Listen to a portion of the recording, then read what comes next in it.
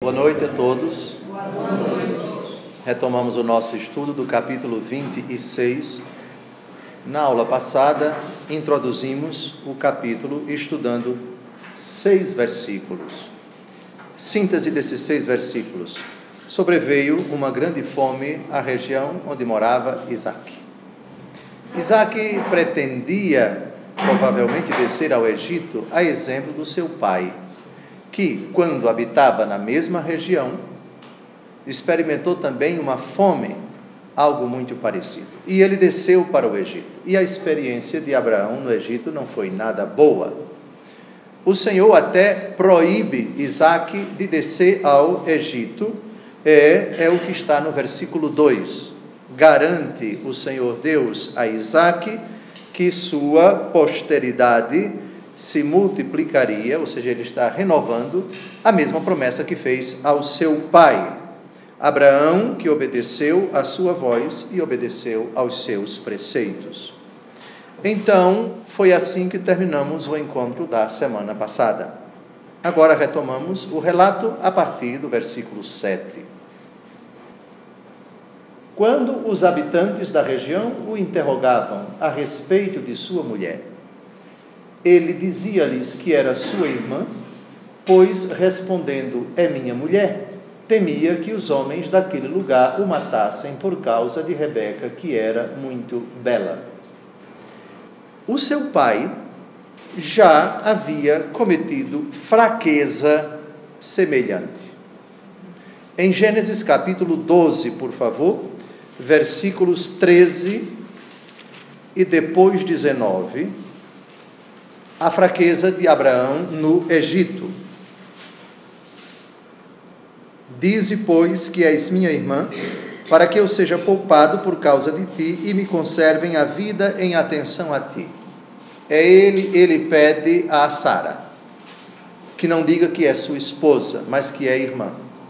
Na verdade, é uma meia-verdade. O que acaba sendo na prática é uma mentira, com medo de morrer. Pela beleza de Sara. Rebeca também é muito bonita. Por que disseste que ela era tua irmã, levando-me a tomá-la por esposa? Mas agora, eis tua mulher, toma-a e vai-te.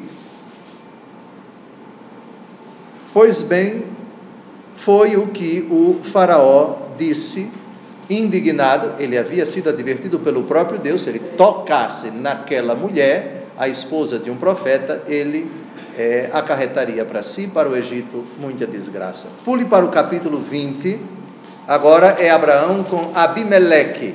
Não sabemos, já vimos no encontro anterior, não temos certeza se o mesmo Abimeleque, que é do tempo de Abraão, é o mesmo Abimeleque do tempo de Isaac. Não sabemos. Então, Gênesis capítulo 20, versículo 2. Ele dizia de Sara, sua mulher, que ela era sua irmã. Abimeleque, rei de Gerara, arrebatou-lhe. Pule agora para o versículo 5. Não me disse ele que ela era sua irmã? E ela mesma me disse, é meu irmão? É na simplicidade de meu coração e com as mãos puras que eu fiz isso, diz Abimeleque, se justificando diante de Deus. Pule agora para o versículo 12, Gênesis. Aliás, ela é realmente minha irmã, filha de meu pai, mas não de minha mãe. Ela tornou-se minha mulher. Ele disse uma meia-verdade. Ela era uma meia-irmã, mas era também esposa. Na prática, foi uma mentira. Só que aqui no versículo 7, vejam bem, Gênesis 26, 7, aqui não é meia mentira, é uma mentira inteira. Não há justificativa para o que vocês estão lendo no versículo 7. Não se pode jamais justificar uma mentira, mesmo para salvar a vida. Absolutamente. Quem lembra da afirmação de nosso Senhor Jesus Cristo, quem se envergonhar de mim diante dos homens, eu me envergonharei dele diante do meu Pai que está nos céus. Se tal mentira fosse admitida, seria o fim de todo matrimônio, seria o fim de todo sacerdócio, seria o fim de todo compromisso assumido a mentira estaria justificada, o que não se discute absolutamente. Aqui é algo injustificado e ponto final. E o contrário equivaleria a dizer que o fim justifica os meios. Para salvar a minha vida, justifica que eu minta. Isso é frontalmente contrário aos princípios cristãos e não tem para onde correr. Muito bem. Ainda que você veja, Rebeca era muito bonita. Não justifica, não justifica, não justifica e não justifica. Vamos agora ao versículo 8, Gênesis, capítulo 26. E como sua estada ali se prolongasse, aconteceu que um dia, olhando Abimeleque pela janela, viu Isaque que acariciava Rebeca, sua mulher. Eu acredito que o verbo, seu Gilberto, utilizado pela Bíblia de Jerusalém, nesse versículo também é acariciar. Sim, acariciar. Alguém tem uma outra tradução? Não. Pois bem, então, acariciar, um verbo que denota intimidade conjugal, não digo sexual, já que não sabemos direito em que aposentos, em que lugar a cena estava acontecendo, mas devia tratar-se de um gesto impensável para um irmão e uma irmã, mais um ato, uma carícia tipicamente conjugal, enfim, um beijo, um abraço, algo que é próprio de um homem e uma mulher casados, enfim. Mandou chamá-lo, ou seja, Abimeleque mandou chamá-lo e disse-lhe: é evidente que é tua mulher, e como dizias tu que era tua irmã? Aqui no versículo 9, nós temos uma cruel ironia. Um pagão corrigindo um crente, um temente a Deus. Que curioso, não é? O filho do pai de todos os patriarcas cometeu essa fraqueza. Dei uma olhada na censura de Faraó a Abraão, muito parecida com essa censura do versículo 9, e depois Abimeleque ao próprio Abraão, duas vezes censurado. Gênesis 12, de 17 a 19. Gênesis 12, de 17 a 19. O Senhor, porém, feriu com grandes pragas o Faraó e a sua casa por causa de Sarai, mulher de Abrão. O Faraó mandou chamá-lo e disse: que me levaste a fazer? Por que não me disseste que era tua mulher? Por que disseste que ela era tua irmã, levando-me a tomá-la por esposa? Mas agora eis tua mulher, toma-a e vai-te. O Faraó, um pagão, censurando Abraão. Vamos agora à censura de Abimeleque a Abraão, capítulo 20, versículos de 6 a 8. Abraão censurado por Abimeleque. Deus disse-lhe em sonhos, ou seja, Abimeleque: sei que é na simplicidade do teu coração que agiste assim. Por isso preservei-te de pecar contra mim, e não deixei que a tocasses. Devolve agora a mulher deste homem que é profeta, e ele rogará por ti para que conserves a vida. Mas se não a devolveres, sabes que morrerás seguramente tu e todos os teus. Ao romper da manhã, Abimeleque convocou todos os seus servos e referiu-lhes essas coisas. Todos ficaram muito atemorizados. Depois Abimeleque chamou Abraão e disse: que nos fizeste? Em que te ofendi para que nos expusesses a mim e ao meu reino, ao castigo de um tão grande pecado? Fizeste-me o que não devias fazer. E ajuntou: que tiveste em vista agindo assim? E Abraão tenta se justificar, justificativa injustificável. Muito bem, então outro paralelo. E como dizias tu que era tua irmã, porque respondeu Isaque: eu temia que me matassem por causa dela. Isaque aqui não tentou justificar, simplesmente disse que foi por medo, tinha medo de morrer. Bem, É compreensível, mas não é aceitável a justificativa dele. Bem, versículo 10. Abimeleque replicou: que nos fizeste?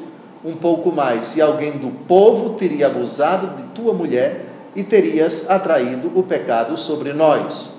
Aqui duas coisas. Parece que Abimeleque aqui ainda não tinha arrebatado Rebeca, como tinha arrebatado Sara no tempo de Abraão, suposto que era o mesmo Abimeleque. Não sabemos se o Abimeleque do tempo de Abraão era o mesmo Abimeleque no tempo de Isaque, ou se um era o pai do outro, um era filho do outro, enfim. Bem, então vejam, parece, lendo com atenção o versículo 10, que ainda ninguém tinha tocado nela, que ninguém tinha se apossado dela, ninguém tinha raptado Rebeca, ninguém tinha se casado com ela, muito menos Abimeleque. Então, alguém do povo teria abusado de tua mulher. Tratava-se isso de um estupro? Não temos condições de dizer. Aqui temos que imaginar um ato sexual, se incestuoso ou não, se adúltero ou não, se no matrimônio ou não. O fato é que ninguém, até esse momento, tocou em Rebeca como mulher para fazer o ato sexual. Versículo 10. Versículo 11. Então Abimeleque mandou publicar diante de todo o povo que seria morto quem quer que tocasse naquele homem ou em sua mulher. Abimeleque aqui está realmente apavorado. Agora vejam bem que Deus não aparece em sonhos a Abimeleque. Abimeleque descobre, digamos assim, por acaso, porque ele viu a cena entre Isaque e Rebeca. Bem, então, já sabendo que se tratava de uma mulher comprometida, emitiu esse decreto. E a outra ponderação sobre esse versículo 11 é o código, digamos assim, de honra, vamos chamá-lo de ética, que existia naquele tempo mesmo fora da religião revelada.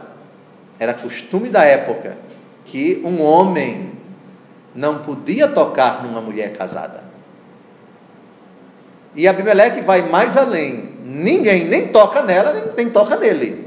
Ou seja, ele temia ser assassinado pelos homens, digamos assim, com instinto depravado, vamos matar o fulano para ficar com ela. Infelizmente acontecia isso. E Abimeleque já vetou isso. Ninguém nem fica com ela e está proibido também de tocar nele. Bem, menos mal. Bem, ocorre que Isaque vai ficar por ali.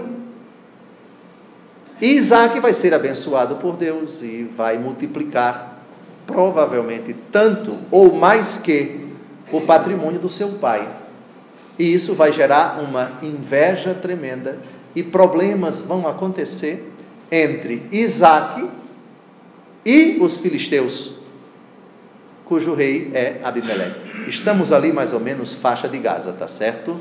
Vocês já memorizaram, é preciso memorizar para sempre, pelo menos o mapa de Israel, o atual, o antigo, enfim. Voltemos para o versículo 12.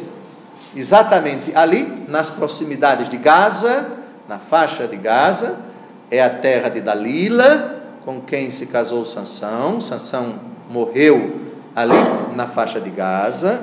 Muito bem, versículo 12. Isaque semeou naquela terra e colheu cêntuplo naquele mesmo ano. O Senhor o abençoava. Cêntuplo, vocês sabem, é a linguagem usada por Jesus na parábola do semeador, não é? Mateus capítulo 13, versículo 8. Mateus 13, de 7 a 8. Outras sementes caíram entre os espinhos cresceram e as sufocaram. Outras, enfim, caíram em terra boa, deram frutos 100 por 1. Aqui está, cêntuplo significa isso, 100 por 1, 60 por 1, 30 por 1. Bem, então, o que significa 100 por 1?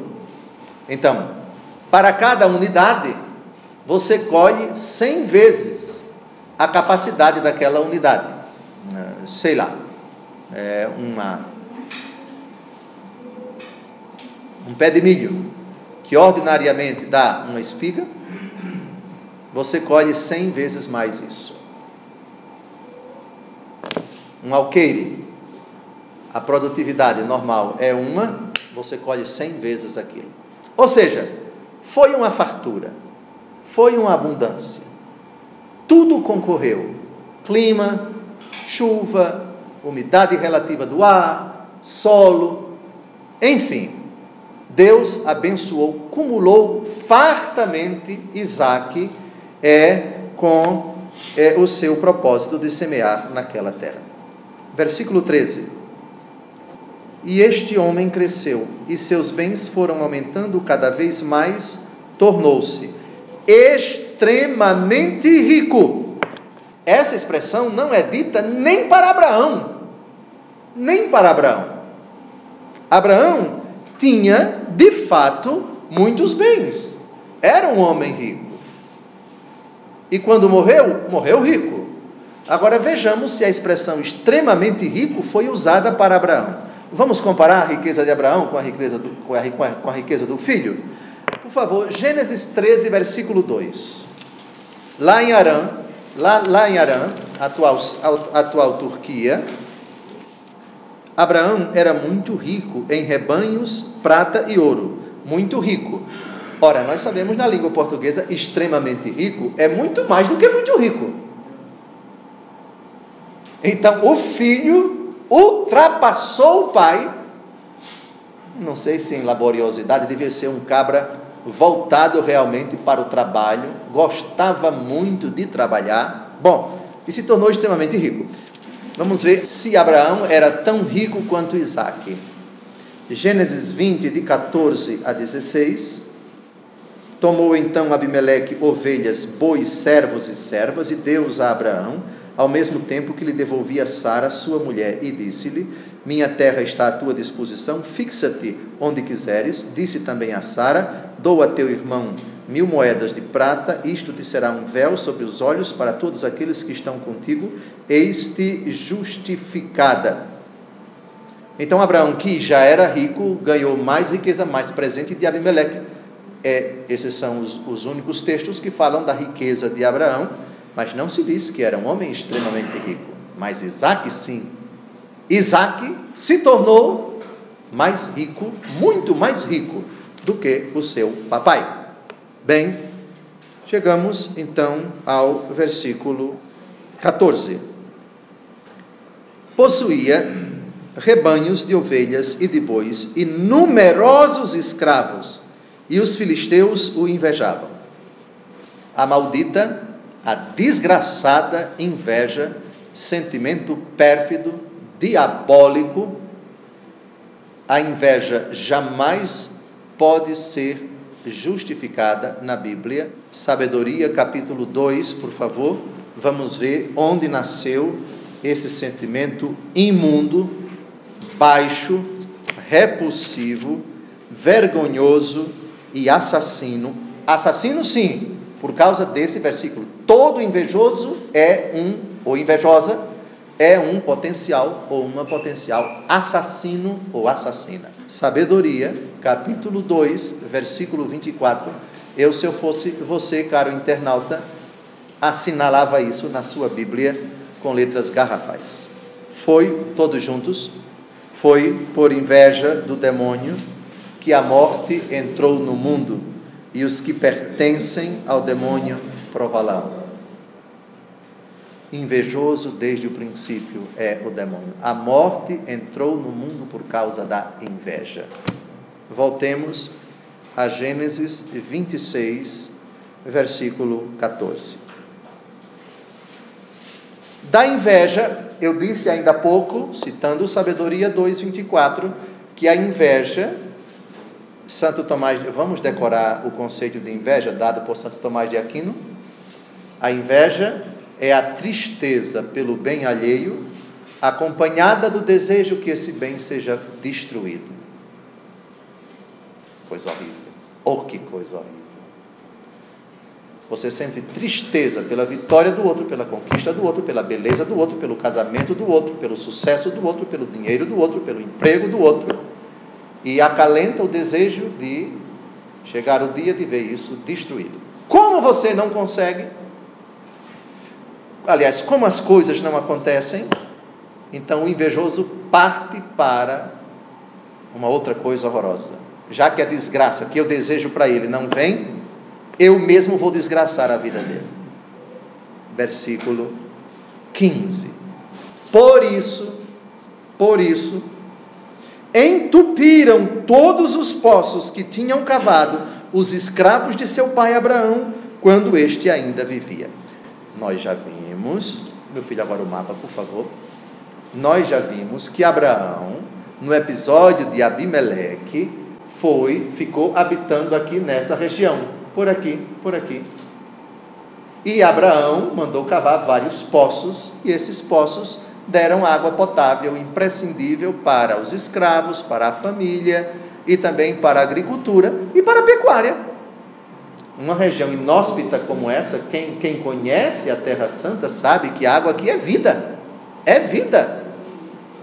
é estratégico para todo Israel. Sabem o que? O Mar da Galileia, que aliás está secando. Hoje, você compara fotos de satélite de 30, 40 anos atrás do Mar da Galileia, você sente uma dor no coração em comparação com a foto. Se você compara, você percebe o Mar da Galileia encolhendo. Isso estuda, né? Será que um processo de dessalinização, trazer a água do Mediterrâneo para cá, com grandes canos, enfim, e dessalinização, é muito caro. Mas os judeus são uma nação de corajosos, viu? Estuda-se isso. Vamos ver o que vai acontecer nos próximos anos. Aqui não é impensável, que aqui é muito sal, o Mar Morto, mas lá em cima sim, é uma saída para o velho problema da água, que sempre existiu naquela região. Enfim, Abraão deixou poços ali, e o filho dele vai com seus escravos, com seu rebanho para lá, e aí vem agora a tática de guerrilha dos filisteus para tapar os poços. Maldade, perversidade, coisa horrorosa. Parece, o que a gente vai ver agora nos próximos versículos é que Isaque não era belicoso como o pai. O pai era arengueiro. Arengueiro no Nordeste se diz briguento. E a prova de que Abraão é briguento, qual foi a grande prova? O resgate de Ló, quando Codorlaomer estabeleceu guerra com a Pentápole, inclusive Sodoma e Gomorra, e levou o sobrinho Ló, sobrinho de Abraão, para a atual Síria. E Abraão, indignado, reuniu 518 homens e partiu e voltou vitorioso. Com Abraão ninguém brincava, porque era de guerrear mesmo. Mas o filho não. O filho, diante disso, e repare, detalhe, o texto diz, por favor, que ele teve numerosos escravos. Veja o versículo 14. Ora, quem tem numerosos escravos tem um exército. Tem um exército. Ele poderia formar um exército e destruir logo a Filisteia toda, a faixa de Gaza toda. Mas não fez. Parece que ele vai se humilhar diante desses ataques. Ele vai sair de um canto, vai para o outro canto, e depois vai para um terceiro canto.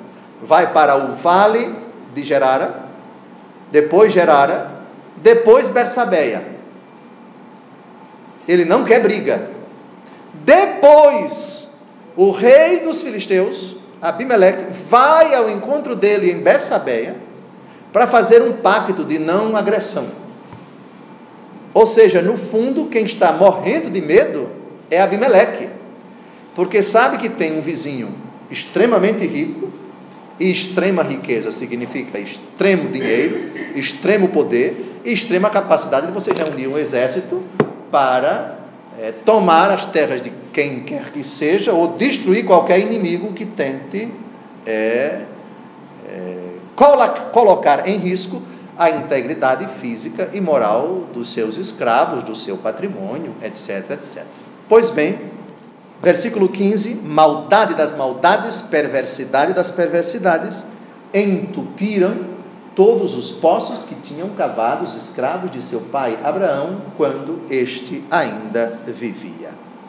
Esse texto, esse fato, citado aqui no versículo 15, já vimos no capítulo 21, de 25 a 27, não convém repetir, para a gente não atrasar o estudo. Muito bem. Abimeleque disse-lhe: aparta-te de nós, pois te tornaste muito mais poderoso do que nós. Bom, aqui está a explicação da última frase do versículo 14. Aqui é inveja pura. Aqui é o sentimento mais irracional, mundano, depravado, que o demônio pode alojar, consegue alojar no coração das pessoas. Ou seja, vai embora pelo simples fato de você ser mais poderoso do que nós. A matança dos inocentes, Herodes, que mandou matar o menino, onde está o rei dos judeus? Viemos aqui para adorá-lo. Essa palavra foi que deixou Herodes furioso, apavorado, com medo de perder o seu trono, o seu rei, que vai perder pouco tempo depois, vai morrer de forma horrorosa. Flávio Joséfo diz que ele mandou matar a mãe, os irmãos, promoveu uma carnificina dentro da sua família e morreu uma morte triste, corroído de vermes. É o que diz Flávio Joséfo no seu famoso livro Antiguidades Judaicas, ou História dos Hebreus. Bem, perversidade. Sem comentários, o versículo 16. Vamos ao versículo 17. Partiu Isaque, e tendo levantado o seu acampamento no vale de Gerara, habitou aí. O vale de Gerara está ao sul de Gaza, mais ou menos por aqui. Gaza está aqui, sul de Gaza está por aqui. Ele sai daqui e vai para Gerara. Vale de Gerara é aqui, Gerar ou Gerara é aqui, esse ponto aqui que vocês estão vendo. Muito bem. Ou seja, Isaque não quer briga. Poderia brigar, poderia reunir os escravos e promover uma carnificina e mostrar: essa terra é minha, na verdade foi adquirida pelo meu pai. O que vocês estão fazendo é inadmissível. Querem guerra? Vai ter guerra. Lembram, porém, que Isaque era muito reflexivo? Ou seja, saiu do vale e foi habitar na própria cidade que leva o nome do vale, Vale de Gerara, Gerara, e foi habitar ali. Abriu de novo os poços cavados outrora, no tempo de seu pai Abraão, que os filisteus tinham entupido depois de sua morte, e deu-lhes os mesmos nomes que o seu pai lhes tinha dado. O que é citado no versículo 18, vamos a Gênesis 21, de 25 a 27. Gênesis 21, de 25 a 27. Abraão queixou-se a Abimeleque por causa de um poço que os seus homens lhe tinham tirado à força. Ignoro quem tenha feito isto, respondeu Abimeleque. Tu mesmo nunca me disseste nada a respeito e só hoje estou ouvindo falar nisso. Abraão tomou então ovelhas e bois e deu-os a Abimeleque e fizeram aliança entre si. Abraão aqui contemporizou e preferiu não litigar, não brigar. O seu filho fez um pouco diferente. Vamos tirar o rebanho daqui e vamos para Gerara. Bem, versículo 19. Seus servos cavaram outro poço no vale e encontraram ali uma fonte de água viva. Outra tradução para fonte de água viva é fonte de água perene, de água constante, uma fonte que não cessa nunca. Ou seja, é um olho d'água. Não sei se se usa essa expressão por aqui, nas Minas Gerais também, olho d'água. Ou seja, ali é o começo de tudo, ali é o comecinho, de onde sai da terra mesmo aquele manancial. É a fonte de água viva. O que é uma riqueza, o que é uma preciosidade para uma terra inóspita, um grande deserto com poucos oásis, como é a atual Terra Santa. Bem, versículo 20. Mas os pastores de Gerara começaram a disputar com os pastores de Isaque. Esta água é nossa, diziam eles. Isaque chamou então a esse poço Ezeque, porque lhe tinham contestado. Ezeque, em hebraico, significa disputa, ou seja, é o poço da disputa, é o poço da arenga, é o poço da contestação. Bem, e vejam, Isaque está evitando guerra, está evitando confronto, e olhem o que ele vai decidir fazer, o bom senso. Na minha terra se diz, o homem do bom senso diz, olha, dizem que eu dou um boi para não entrar numa briga, mas dou uma boiada para não entrar nela.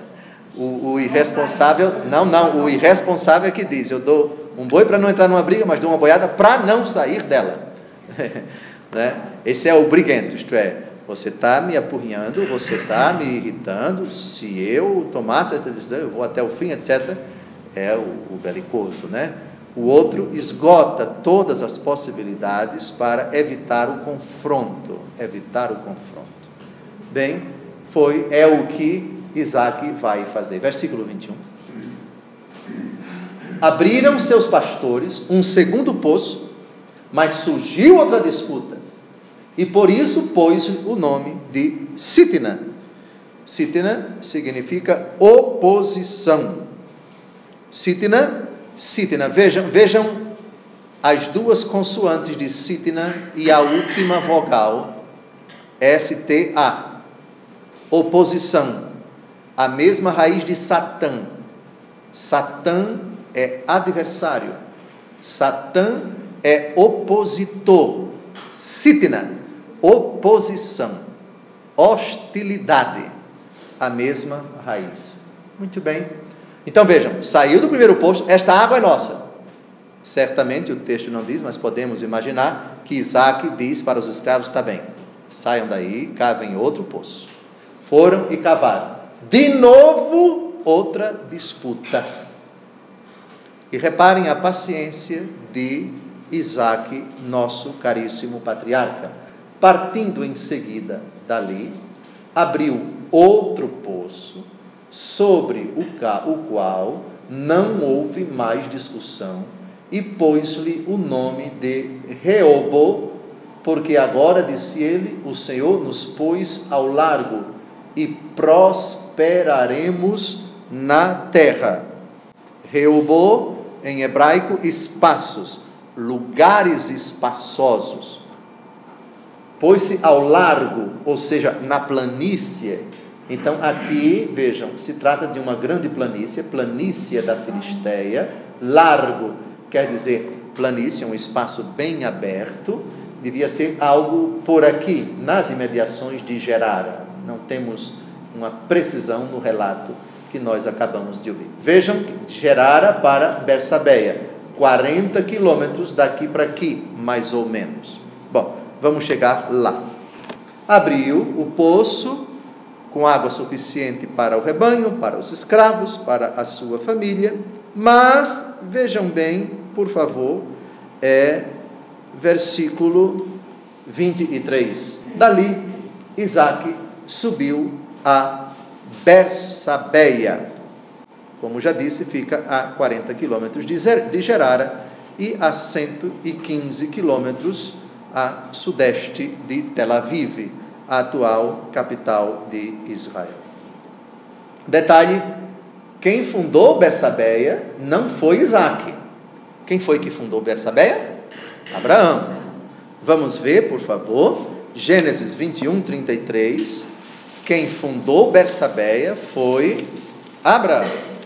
Abraão plantou um tamariz em Bersabeia e invocou ali o nome do Senhor, Deus da eternidade. Abraão habitou muito tempo na terra dos filisteus. Hoje Bersabeia não é mais Gaza. A faixa de Gaza é pertinho dali, é pertinho. Bersabeia é uma cidade dos judeus, né? Mas é perto, é perto. Bem, então Isaque subiu a Bersabeia. Vamos agora ao versículo 24. Naquela mesma noite o Senhor apareceu-lhe e disse-lhe, isso é de certa forma um consolo, o Senhor vai renovar as promessas que fizera algumas vezes a Abraão. Renova a promessa no seu único filho, herdeiro das promessas, porque Ismael não é o herdeiro das promessas, nem os outros filhos de Setura, nem das outras mulheres de Abraão. Eu sou o Deus de Abraão, teu pai. Nada temas, estou contigo, eu te abençoarei e multiplicarei tua descendência por causa de Abraão, meu servo. Todas as promessas do Senhor subsequentes a Abraão reiterarão, remeterão à pessoa de Abraão e aquilo que Deus disse a Abraão. E isso é até o fim da história da humanidade, viu? Porque nós somos os filhos de Abraão. Nós somos os herdeiros das promessas do Senhor Deus a Abraão. Nós somos o cumprimento, os judeus de certa forma, os islâmicos de certa forma, mas a igreja de Cristo é que está prefigurada nas promessas que o Senhor Deus fez a Abraão. São Paulo chama na carta aos Romanos, várias vezes, nos capítulos 3 e 4 e 5, nosso pai Abraão. Abraão, pai de todos nós. Bem, versículo 25, por favor. Isaque construiu um altar nesse lugar e invocou o nome do Senhor. Levantou depois ali sua tenda e seus escravos cavaram um poço. Duas preocupações, digamos, básicas: cavar o poço e um altar para o Senhor. Nisso, Isaque não trouxe nenhuma novidade, porque seu pai Abraão tinha o hábito de fazer isso. Vamos ver Abraão levantando o altar. Altares. Gênesis 12, de 7 a 8. Olha, a fé de Abraão o levava a tomar das primeiras providências. Quando ele chegava num lugar, erigia um altar. É lógico que eram altares rústicos, pedras que ele juntava e fazia lá, enfim, para sacrificar a Deus Todo-Poderoso. Gênesis 12, de 7 a 8. Gênesis 12, de 7 a 8. Quando ele chega no carvalho de Moré, ou carvalho de Mambré, o Senhor apareceu a Abraão e disse-lhe: darei esta terra à tua posteridade. Estamos em Hebrom, viu? Estamos em Hebrom. Darei esta terra à tua posteridade. Abraão edificou um altar ao Senhor que lhe tinha aparecido. Gravem bem. Hebrom, um altar feito por Abraão. Pule agora para o capítulo 13, versículo 18. Abraão levantou as suas tendas e veio fixar-se no vale dos carvalhos de Mambré, que estão em Hebrom, e ali edificou um altar ao Senhor. Outro altar também em Hebrom. Está claro? Capítulo 22, versículo 9. Outra vez Abraão erige um altar em outro lugar, evidentemente. Capítulo 22, versículo 9. Aqui é o Monte Moriá. O Monte Moriá, o monte que seria do sacrifício de Isaque. E, aliás, ele erigiu o altar para sacrificar o filho. Versículo 9. Quando chegaram ao lugar indicado por Deus, Abraão edificou um altar, colocou nele a lenha e amarrou Isaque, seu filho, e o pôs sobre o altar em cima da lenha, e o resto nós já sabemos. O que interessa é somente mostrar que esse hábito de erigir um altar não é novidade de Isaque. Aliás, Isaque deve ter memorizado tudo isso vendo o seu próprio pai fazer. Ele que seria a vítima do holocausto. Bem, Jacó, filho de Isaque, também vai erigir alguns altares. Vamos pular um pouco, vamos ao capítulo 33, ainda não estudamos, mas já para adiantar. De pai para filho passa esse hábito, esse costume. Vamos chamar, já que se trata de costume religioso, uma tradição religiosa.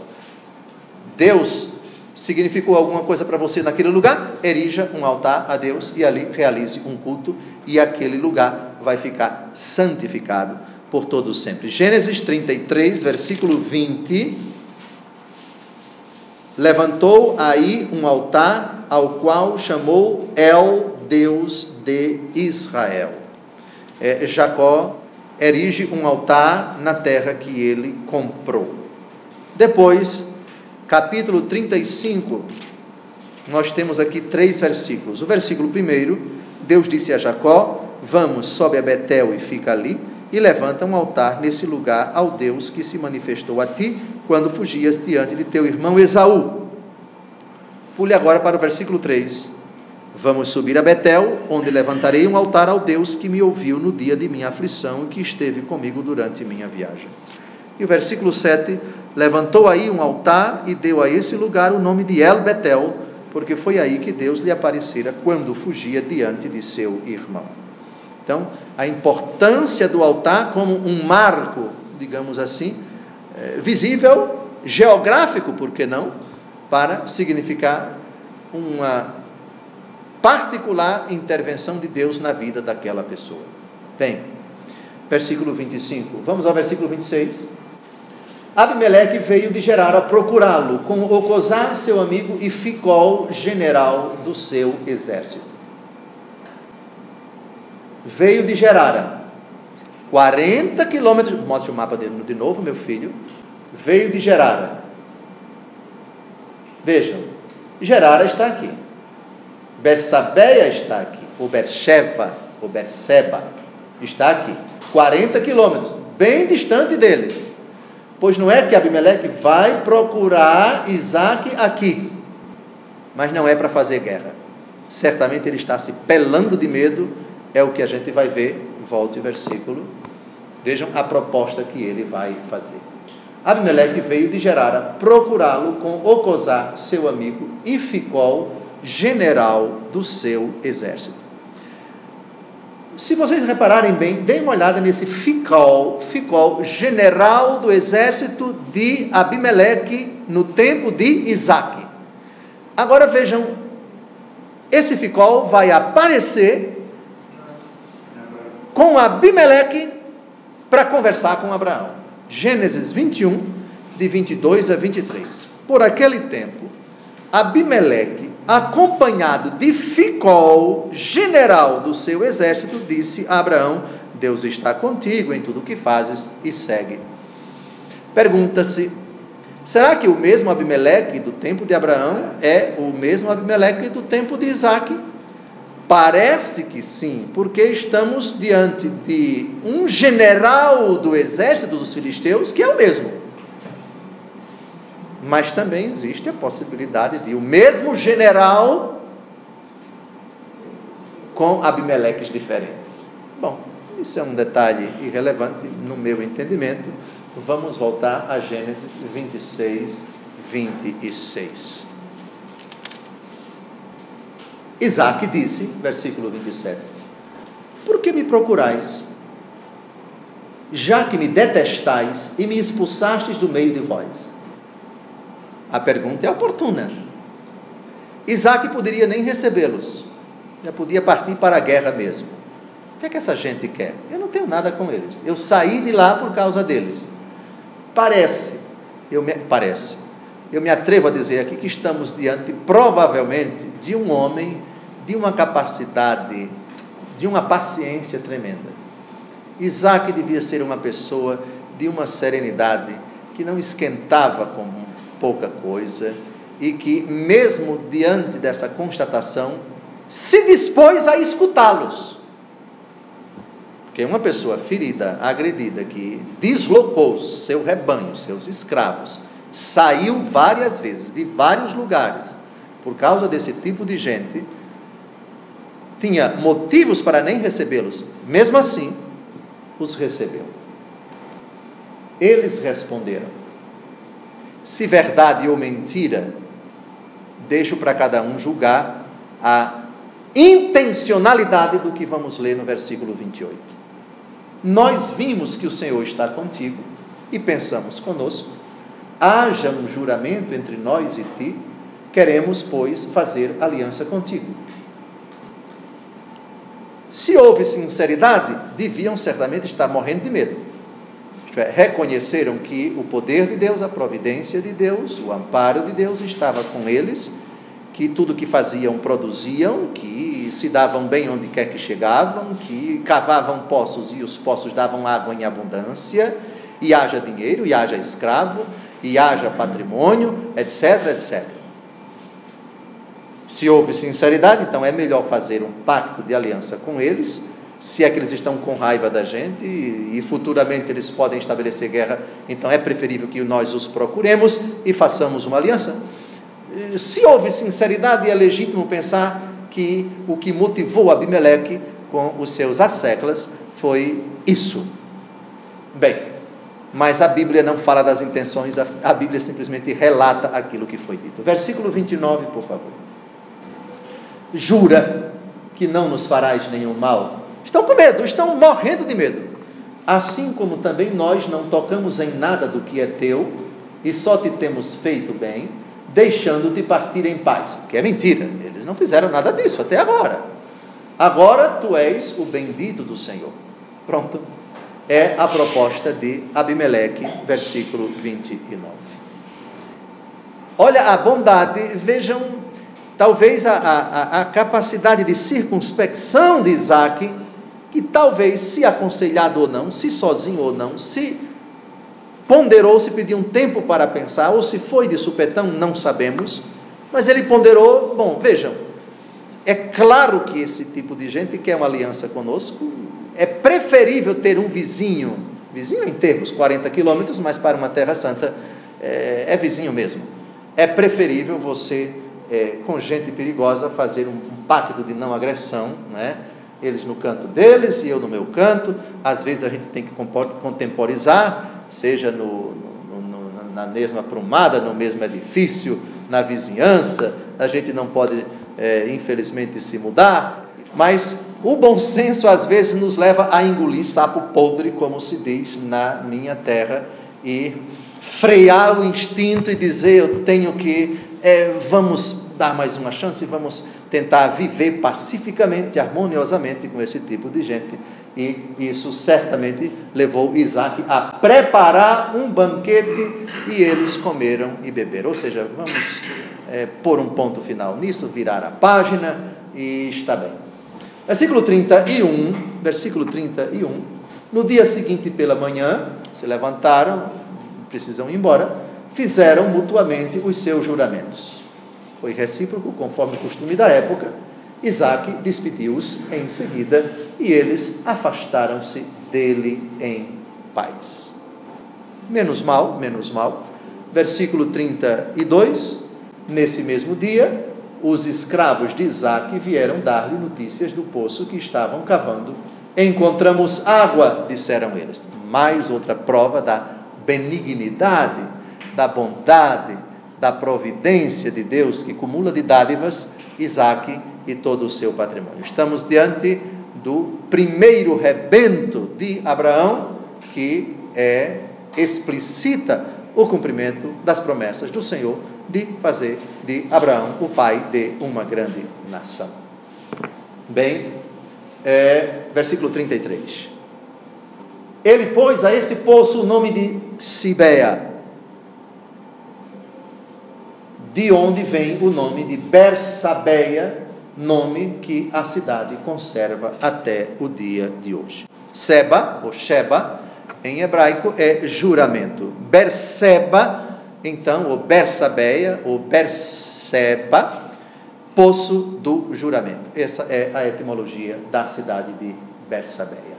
Bem, veja, a cidade passou a se chamar Bersabeia depois de Isaque, mas quem a fundou foi Abraão. Está claro? O versículo 33 mostra a etimologia da cidade, graças ao poço, porque ali houve o juramento recíproco entre Abimeleque e Isaque.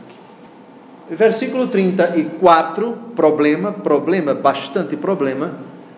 Esaú, com a idade de 40 anos, tomou por mulheres Judite, filha de Beeri, o Iteu, e Basemá, filha de Elon, o Iteu. E vejam bem uma coisa curiosa que precisamos aqui constatar. Primeiro, a etimologia de Judite. Judite significa judia ou a louvada, a elogiada. E Basemat significa fragrante, não flagrante, mas fragrante. Ou seja, outra tradução, cheirosa, né? Fragrante, sim, cheirosa, de agradável odor. Mas vejam o versículo 34, o 35 diz que elas foram motivo de desgosto para Isaque e Rebeca. O texto não diz o motivo do desgosto.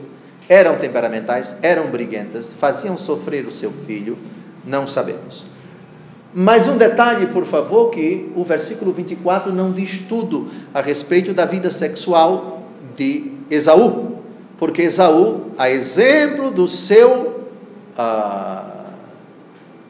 avô, tinha outras mulheres. Por favor, Gênesis 36, de 1 a 5, eis a descendência de Esaú, também chamado Edom, o ruivo, o vermelho. Esaú tomou suas mulheres entre as filhas de Canaã: Ada, filha de Elon, o Iteu; Olibama, filha de Ana, filha de Sebeon, o Eveu; Bazemá, filha de Ismael. Vejam que não é essa Bazemá de Gênesis 26, 34 é filha de Elon. A do versículo 30, do versículo 3 de Gênesis 36 é outra, Bazemá, filha de Ismael, filha de Nabaiô. Ada deu a Esaú Elifaz, Bazemá deu a luz Rauel, e Olibama deu a luz Jeús, e Elon e Coré. Tais são os filhos nascidos a Esaú na terra de Canaã. Então Esaú, vamos ver quantas mulheres ele teve, versículos de 2 a 3. Então, Ada, 1, Olibama, 2, Bazemá, 3.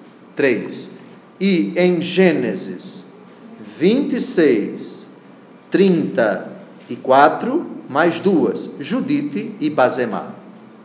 Está claro? Agora, detalhe, vejam bem, Ada, de Gênesis 36, 2, é irmã de Bazemá, filha de Elon, de Gênesis 26, 34. Vejam, Gênesis 26, 34, Bazemá, filha de Elon, o Iteu. Está claro?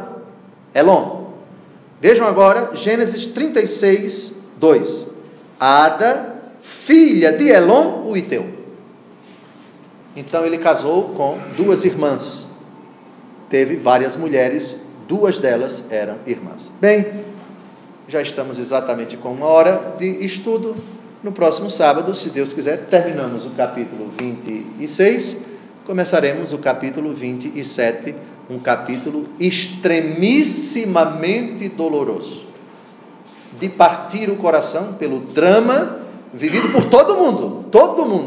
O que é que nós vamos ver no capítulo 27?